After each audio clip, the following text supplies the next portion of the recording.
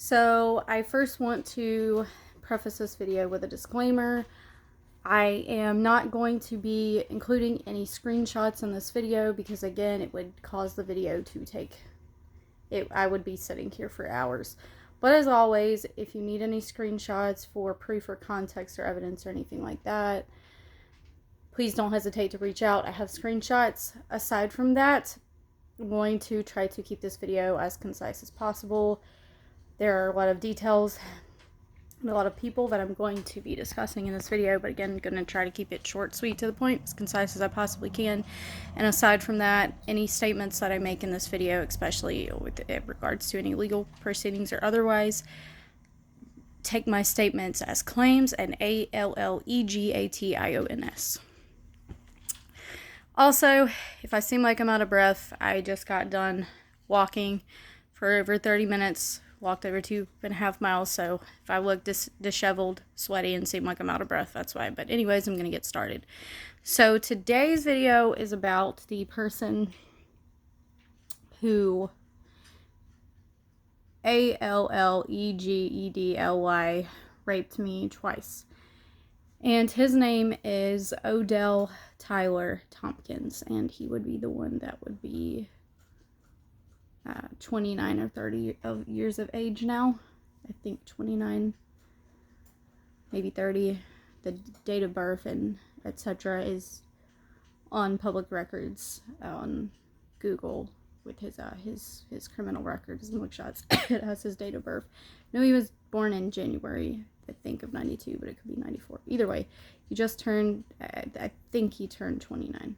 A little bit older than I am, because I'll be 29 in April. Either that, 29 or 30. Anyways, that's not the point. So I'm going to start with backstory to give some context. So the way that this person met me or came to know me is because I had recently at that time began talking again to someone that I used to support, who used to be in a local band that I used to support and be a fan of, and the name of the band was Finding Atlantis, and the name of the person was Chris Lane. He was the vocalist for that band, and we hadn't talked in years. A lot had happened, so we hadn't talked in years, but we reconnected, and I had asked him if he would cover Sleep Well Darling by a band called Secrets, who again I still supported at that time, and he had told me that he would cover it. I got a message from him that he had covered it and that the video for it was on his timeline on his Facebook page.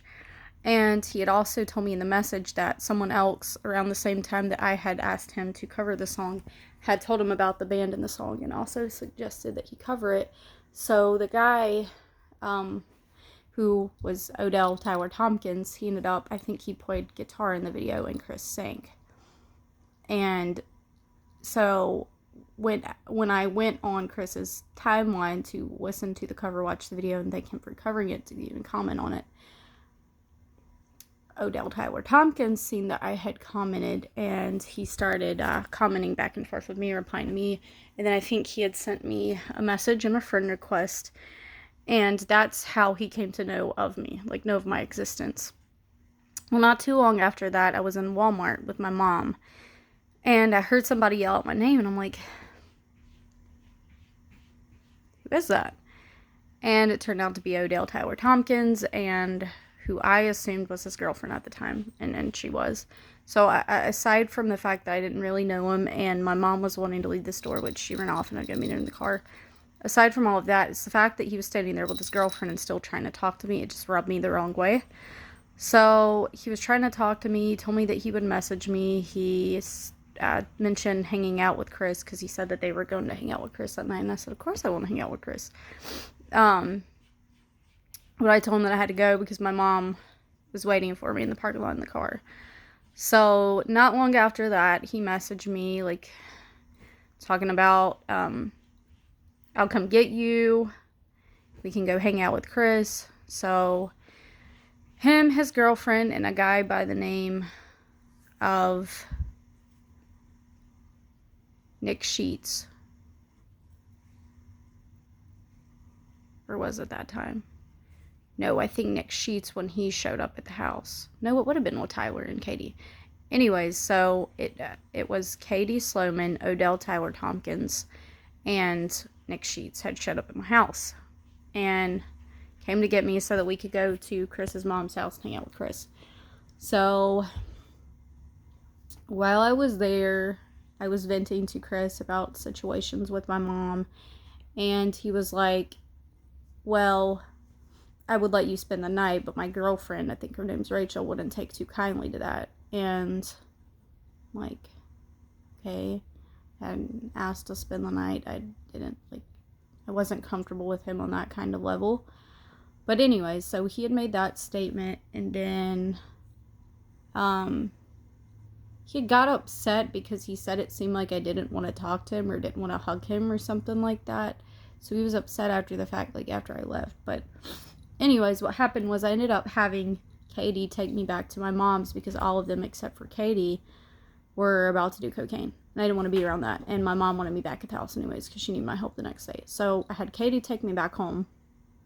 The next day, Odell Tyler Tompkins showed back up at my house, talking to me about how he had nowhere to stay, that his family wouldn't let him stay with them because he had stolen from them, that his grandpa committed suicide because he had stolen from the family, that his grandma, after his grandpa committed suicide, like, was in a nursing home because she shot herself in the face because the grandpa committed suicide.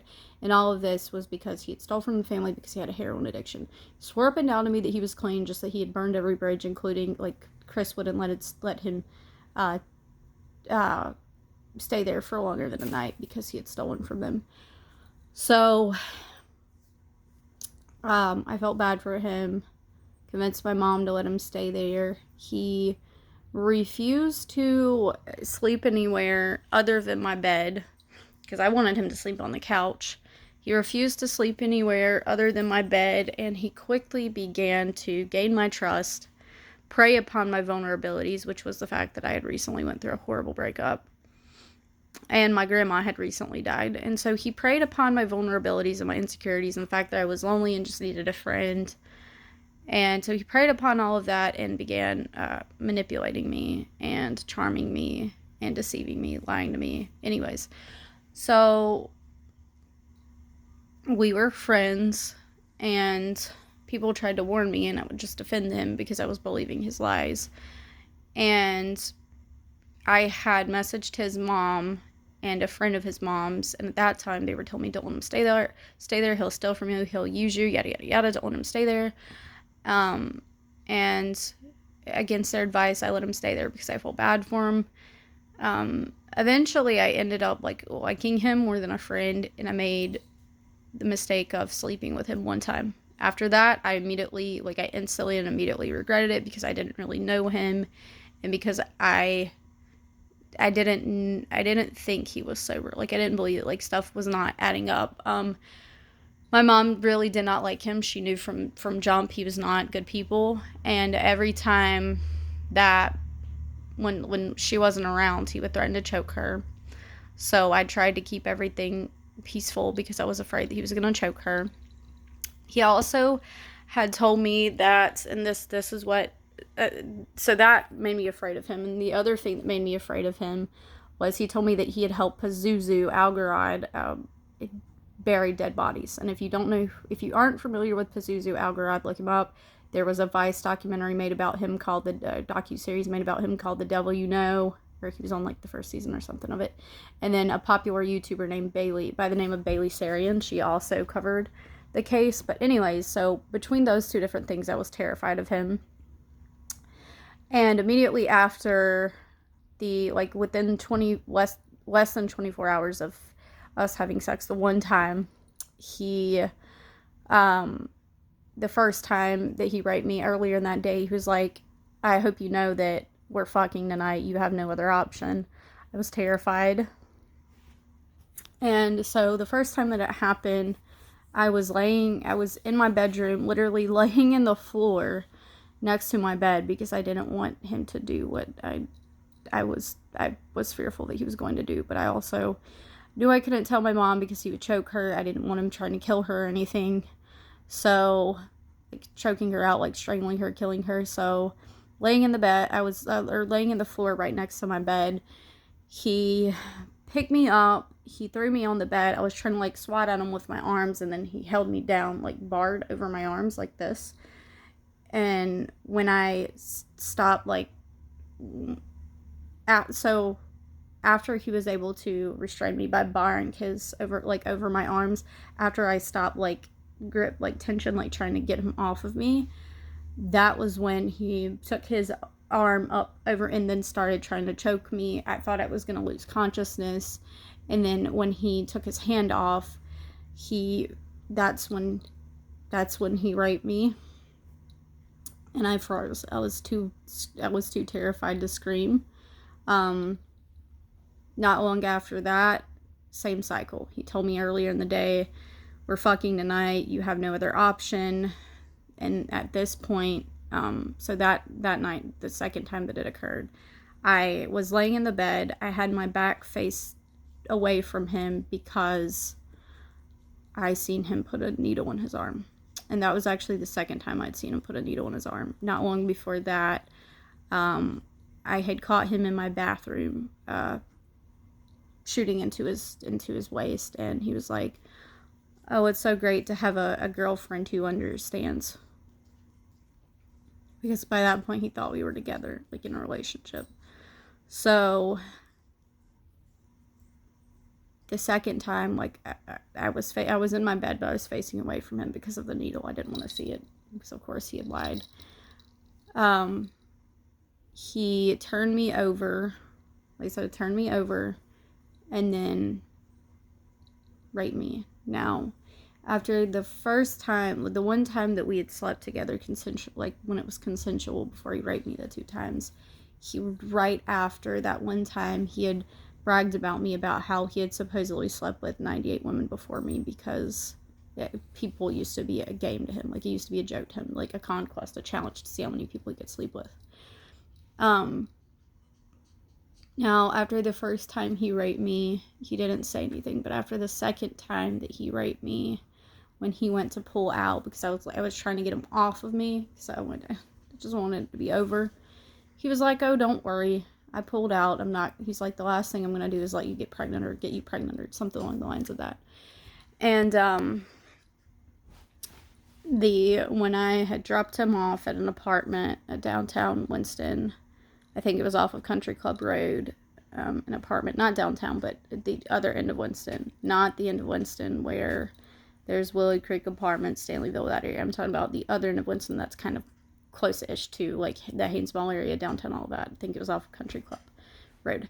I dropped him off at, I think it was Lily TT's apartment, and I think his friend Joshua Caleb Booe was there, who also has a record for statutory rape for raping a 15-year-old. I think her name was Tori Ann. And now he has a wife and a daughter. So that's, but anyways, dropped him off there. Right before he got out of the car, he apparently realized that I had $24, begged me to give it to him, finally gave in so he would shut up about it. I later found out from his friend Joshua Caleb Booe, Caleb Joshua Booe, because that's right, he went by his middle name.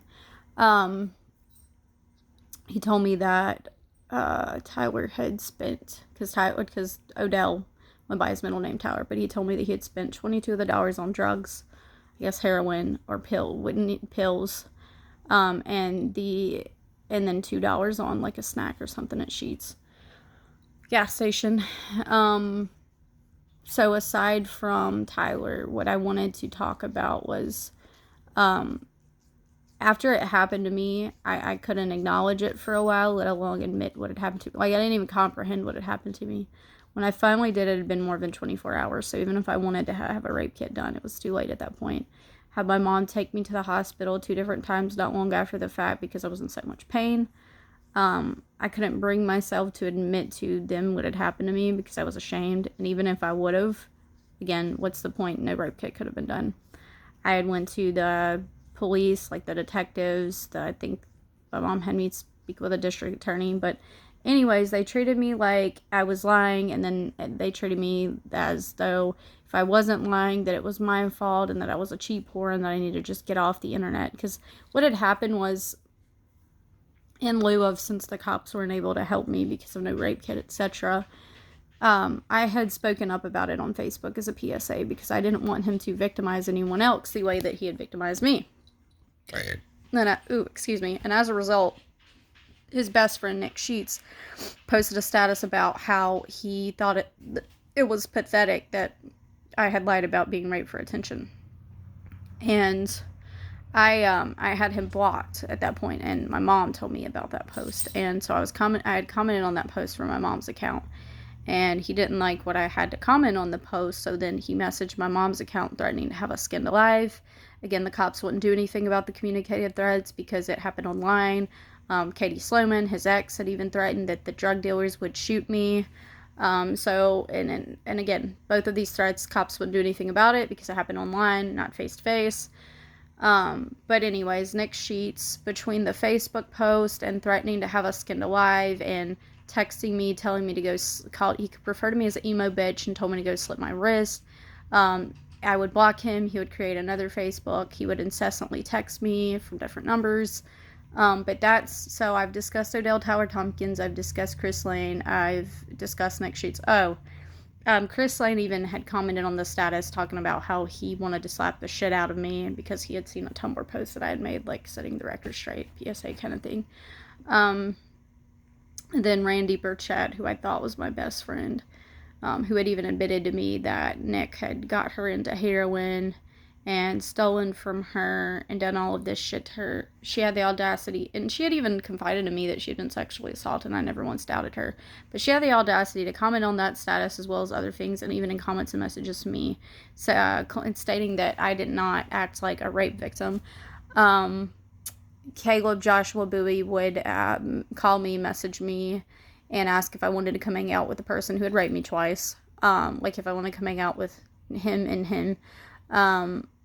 And try to force me to, like, talk to him about sex, which I wouldn't, and all kinds of other things. And then I had what I thought at the time was a friend. His name was Ariel Zapata. He wanted to come see me. And I told him the only way that you can see me is if you don't bring Josh Caleb Booe, because I wasn't on speaking terms with him at that point. I had blocked him because of everything that he had done. And there was another guy, pretty sure, not Terrence, I'm pretty sure his name was Shane. He had tried to flirt with me when I had a boyfriend, and he knew it because I made the idiotic mistake decision of having a boyfriend, or having a boyfriend not long after I had gotten raped. I hadn't planned on it, but anyways, I didn't really want them there. Ariel left because he told me he had to go do something for his parents or something, I think. Later that night, he wanted to hang out, and I didn't trust that he wouldn't bring them, because literally while he was talking to me, I think Josh had called him or something, or messaged him. So I didn't trust that he wouldn't bring them. So I had my friend Kevin Alex Cifuentes, I had him come to meet up with me so he could sit with me. That way when they came, I wouldn't be alone. So Ariel showed up in his van, and of course Shane, the black dude, pretty sure his name was Shane. I cannot remember his last name. Because it wasn't Terrence, it was Shane, pretty sure. But he showed up. Him and Josh showed up with Ariel.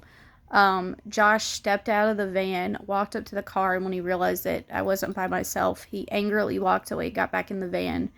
They ended up leaving. The next day, Shane messaged me, was being rude to me, and so then I messaged Ariel to ask him why Shane was being rude to me and why he had the audacity to bring Josh and them, and he told me that there was a plan that, so apparently they had told Ariel that I was a whore that would fuck both of them. Even though I had Josh blocked, which he knew this, I was not on speaking terms with Josh. And I had even told Ariel before that Shane had tried to flirt with me, even though I had a boyfriend at the time named Danny Cheska. So that's